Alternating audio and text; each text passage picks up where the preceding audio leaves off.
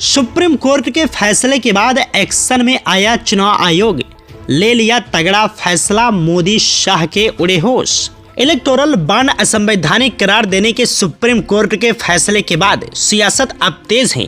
हर तरफ इस बात के चर्चे हो रहे हैं कि क्या मोदी सरकार सुप्रीम कोर्ट के इस फैसले को मानेगी या फिर नहीं।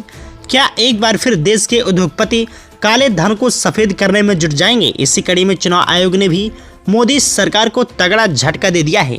ईवीएम को लेकर चुनाव आयोग ने बड़ा बयान दे दिया है, जिसको लेकर मोदी सरकार में हड़कंप मचा हुआ है। दरअसल मुख्य निर्वाचन आयुक्त राजीव कुमार ने शनिवार को यहां कहा है कि चुनाव आयोग चुनावी बॉन्ड योजना के संबंध में उच्चतम न्यायालय के निर्देशों का पालन करेगा। कुमार ने संवाददाताओं से कहा है कि आयोग हमेशा सूचना प्रवाह और भागीदारी में पारदर्शिता के आधार पर काम करता है।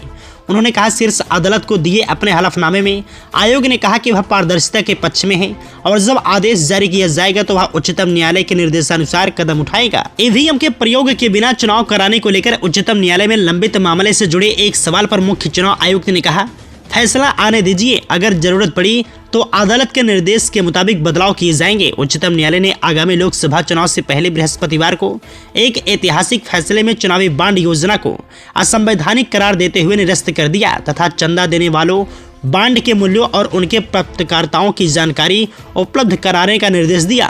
प्रधान न्यायाधीश डीवाई चंद्रचूड़ की अध्यक्षता वाली 5 सदस्यीय संविधान पीठ ने 2018 के इस योजना को भाषण और अभिव्यक्ति की स्वतंत्रता एवं सूचना के संवैधानिक अधिकारों का उल्लंघन बताया। शीर्ष अदालत केंद्र के इस दलील से सहमत नहीं थी कि इस योजना का उद्देश्य राजनीतिक चंदे में पारदर्शिता लाना और काले धन पर अंकुश लगाना था। दरअसल लोकसभा चुनाव से पहले आए इस फैसले में उच्चतम न्यायालय ने इस योजना को तत्काल बंद करने तथा इस योजना के लिए अधिकृत वित्तीय संस्थान भारतीय स्टेट बैंक SBI को 12 अप्रैल 2019 से अब तक खरीदे गए चुनावी बॉन्ड का विस्तृत ब्यौरा 6 मार्च तक निर्वाचन आयोग को सौंपने का भी निर्देश दिया।